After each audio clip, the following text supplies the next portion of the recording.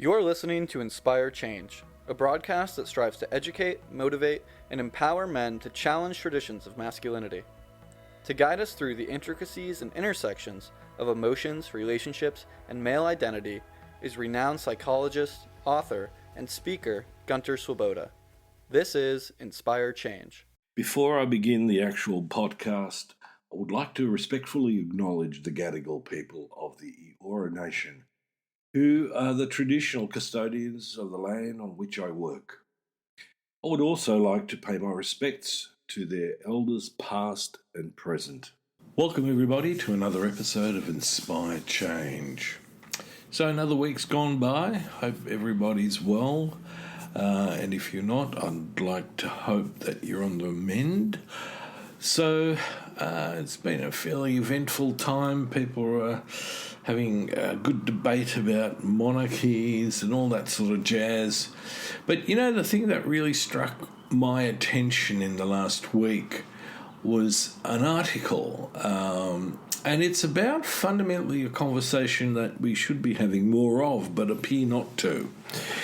And, you know, as everybody out there knows who's following my podcast, one of my passions is all stuff men, masculinity, not patriarchy, but equity, inclusion, cooperation, collaboration. So what am I getting at? Well, what I'm getting at is that we're not having a conversation about what happens when men age. And there was a wonderful article. It could have been bigger, could have been a lot more stuff in it in a way, but it was a good prompt, I think. And it was called "No One is Talking About This. What Happens When Men Age?" Now, I've got a personal investment in this because I've turned 65, I'll be 66 this year. And although I get a relatively good amount of positive feedback about my youthfulness, you know, people saying things like, well, you know, 60 is the new 40, so fundamentally I'm just coming up to 50. The reality is that I've had some experiences that, you know, put the spotlight a little bit on this whole issue about getting older. Now, having worked with men, about men for close to, well, probably 4 decades, I can tell you that this is one of the most vexing topics as a health professional that you can have, on lots of different reasons, for lots of different reasons. So let me just give you a quick summary about the article. I'm not going to go hugely into detail because I want to talk about it from my perspective in a way. So the article discusses the challenges and issues faced by ageing men in our society, including the physical, mental, and emotional aspects of growing older. It highlights how these issues often go unnoticed. And as conversations about ageing tend to focus on women, so not so much on us as men. The article also emphasises the importance of addressing these concerns in order to promote healthy ageing and improve the quality of life for older men. Okay, so there's a whole host in it. Now, one of the things that I think probably the article missed out on was the more sort of, you know, spiritual aspect of what it means to be an older male. I mean, I often refer to myself as a bit of a silverback gorilla, not just about my size, but also about the fact that, you know, I feel privileged to have gotten to this age. I haven't had to endure a lot of hardship, some but not a lot. You know, compared to what I've seen other people go through that I've worked with, I've had a pretty blessed life. So when I work with men, I usually work them through 4 levels. What's happening to you physically, what's happening to you psychologically, which means intellectually and emotionally, what happens to you with regards to your behaviour within the context of society, and then what's happening to you spiritually. And that's really, I don't care really about what religion you have. This is more about your sense of purpose and what meaning, you derive from being human and living. So, a really important topic in my view. One of the things that reinforced for me the whole aging issue was that when I came out of university, I worked in a high dependency care unit for the elderly. So these were all people who basically had gotten beyond being able to look after themselves. And it was co-ed, there was men and women there. And it was really, really interesting because in those days, as compared to now, we didn't see the number of people with Alzheimer's that we now have in nursing homes. So I saw a whole other area, particularly in terms of, mobility, respiratory problems, cardiac issues. So it was a nice broad thing. Yes, there were people there who had dementia and, Alzheimer's, but there weren't too many. We really didn't have too many. There was one woman who I remember very clearly didn't like me really for some unknown reason. And when I first met her, essentially she threw a chair at me. It was quite astonishing, actually. Very tall Amazon. And she certainly hadn't lost any of her strength. I didn't get hit by the chair. I was quick enough to duck out of the way, but, it could have been quite nasty. Anyway, so let me walk you through what I think is really important to look at. And you really do need to have a conversation about this. So one of the things that we tend not to talk a lot about are the physical changes that we as men experience as we get older. So there's the issue of declining physical strength and stamina. I can attest that. So one of my challenges has been shoulder replacements. Okay, 40-odd years of surfing wore my shoulders out. Very painful for a number of years. And in the end, I went, you know what, I've got to bite the bullet. I've got to do the surgery. Now, it is interesting because, from a couple of reasons, but one in particular was the speed with which my fitness began to decline, both in terms of strength and stamina. So I quickly picked up on that and I started focusing, on going for walks and all that sort of stuff. But, basically had to get out of the gym for a while. And I'm still not able to go out surfing. I'm having a bit of a problem with my right shoulder in terms of it's still quite painful. I'm still haven't got the rotation back again. So swimming overarm is a bit painful, but I can do breaststroke. Okay, so that's one. Another physical change is in appearance. Our hair changes, our skin changes, our body shape changes. Okay, and again, if you got the time, you can actually offset this quite considerably. But again, all of that takes quite a bit of time. Now, the key health issues that I think that we do tend to talk about are prostate problems. That really gets rolled out quite heavily. The other one is about heart health, and then to some degree osteoporosis, but we still can consider that more in relationship to women than we do as men.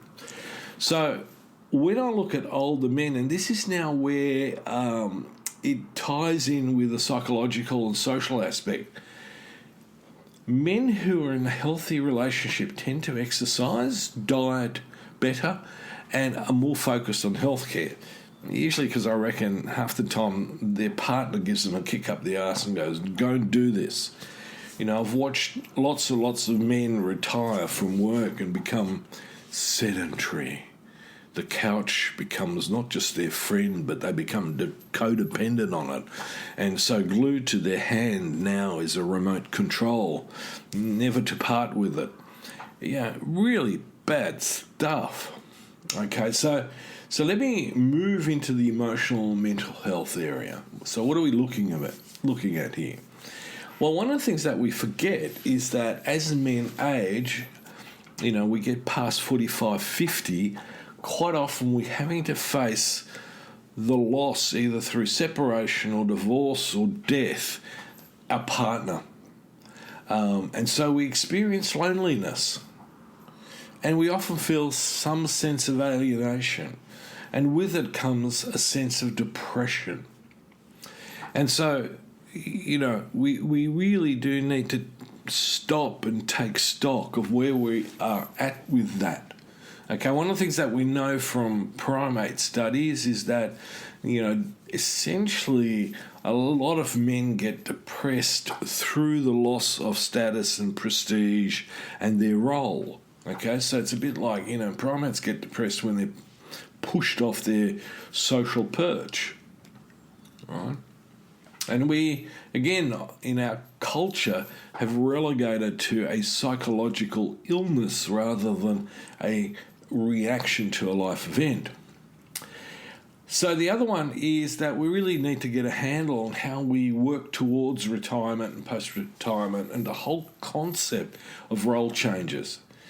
Our society has some pretty tough expectations of men, the whole thing about the hunter, provider, the support mechanism within the family and, all that sort of stuff.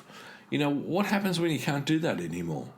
And I've been in situations where I've had to deal with that with relatively young men, especially if they've been involved in a workplace accident or if they're a returning soldier or if they were involved as a frontline person, fiery or ambulance guys or police where, they're suffering post-traumatic stress disorder from the exposure to critical incidences in their work. So really, really important stuff.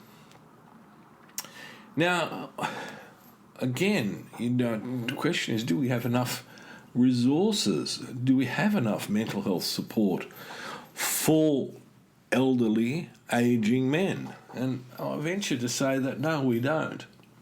The other thing that changes as we get older is our relationships. There are shifting dynamics with friends, with family, with spouses. We're struggling with the identity and the social expectations are enormous. And, the next question is, well, okay, so you've lost a partner.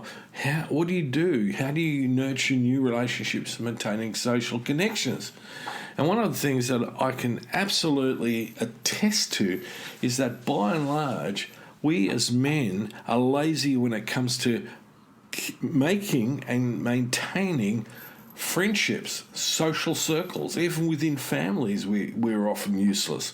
The number of times that I hear men go, just let me check with a social, officer here. What they're talking about is their partner. We delegate this often. Even I've been known to do that from time to time. I don't feel good about it, but it happens. I might be busy. Call my wife. She knows what the schedule's like. So not good. So, is our society actually changing in its expectations and the stereotypes that it fosters? Well, I venture to say no, we're not really. Masculinity has, again, been driven to a more narcissistic level where it's body beautiful and, we need to be positive and, punching goals and, meeting challenges. I can tell you when you're 70 years old, that doesn't feel too good. It's harder. You might have to get really involved in doing something, and sometimes you feel like, I just can't be bothered.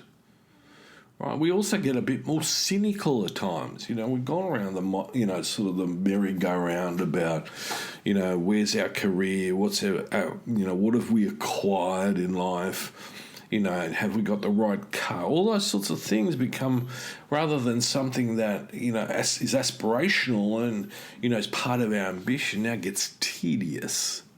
There's only so many toys you can own. And even then, are you fit enough to be able to utilise those toys? So one of the things that the article then comes to, and I think this is really, really fundamentally important, is that we've got to open up this conversation more and pull together to support each other. We really, to put it bluntly, fucking ageist in our society. And I see it on social media, on YouTube, in the papers, a couple of wrinkles and people start to mutter about, age. There's a few people who are challenging this, and I think that's fantastic. But ultimately, there is this expectation. So plastic surgeons are making an absolute frigging fortune in trying to, restore people's youth. I can tell you, having seen some of the victims of plastic surgery, they look often quite grotesque, especially if the bloody thing's gone wrong and you've paid a fortune for it. It's not like you can sort of go back to the panel beater and go, just take that panel off and redo it. It didn't quite fit. So, really, our society needs to take a really close look at itself, and especially the media who promotes stuff all for the good of materialism and merchandising. So we need to help men basically get in on the conversation. It's gender bias towards women. We need to put our hand up and go, what's important for me? What's happening for me? Share that with friends. Don't go into denial and become an ostrich and stick your head in the sand. Right? Be open about the challenges. We also need to provide more resources, I think, and certainly, more forums for discussion. And people need to develop some empathy and understanding for the aging process. Rather than getting impatient with the person who's struggling to get up the stairs, give them a hand. All right? Not that difficult. Now, they might turn you down because they're embarrassed about this, but at least offer. Is that lady, who's struggling with that shopping trolley, would she be grateful maybe if you reached out and said that? Let me help you. But you know what? We're more likely to do that towards women than we are towards men, who may be as equally in a hard place to deal with carrying stuff, manoeuvring trolleys, all that sort of thing. Just because he's a male and he's supposedly of the stronger sex or gender doesn't mean anything. So we really need to re-examine all of this. So let's get in on this conversation. Inspire change through bringing the topic to the notice of other people who may be either in denial. I mean, if you're 26-year-old, you're really not going to be thinking about what you're going to be like at 70. Half the time you can't totally relate. But if we had more of an open conversation, I remember when I was 17, around about then, I injured myself in the surf. I pulled a muscle in my shoulder. And I was surfing with an older guy who was like in his early 30s. And as we were coming out of the water, I was complaining about my shoulder hurting, and it's really going to put me off in the next couple of days, from surfing. And he told me basically to shut the F up. And I was like startled, what are you doing? He says, you're going to be back in the water in a couple of days. If this happens to me, I'm out of the water for 2 to 3 weeks. And I just reacted to him being a bit short and terse with me. But when I thought about it later, I thought, yeah, you know what? I hadn't thought of that. And then later on in my 20s, when I was working people in aged care, it really came home to me. So, let this podcast be a spark to initiate conversation and raise awareness about the challenges men face as we age. We need to get into. We need to have this dialogue. So I hope this podcast's been useful. Please bring this into the light of day rather than hiding it away in a closet somewhere or in the basement. Because it ain't going to go away. No matter how much people are talking about arresting the aging process, immortality is off the charts. It's not going to happen. And maybe it shouldn't happen. I mean, can you imagine that? living forever? Not everyone's going to be able to afford that for a start. I mean, the politicians are now bitching about how we, need to work longer so that we can support ourselves. So have a think about this. This is a very complex topic that includes ethics, morality, medical issues, psychological issues, psychiatric issues. It deserves its place in the sun. So until next time, this is me signing off. And by the way, if you want to get better informed, please subscribe to this podcast. Check out my webpage at www.goodmengreat.com. Check out my book, Making Good Men Great, Surfing a New Masculinity.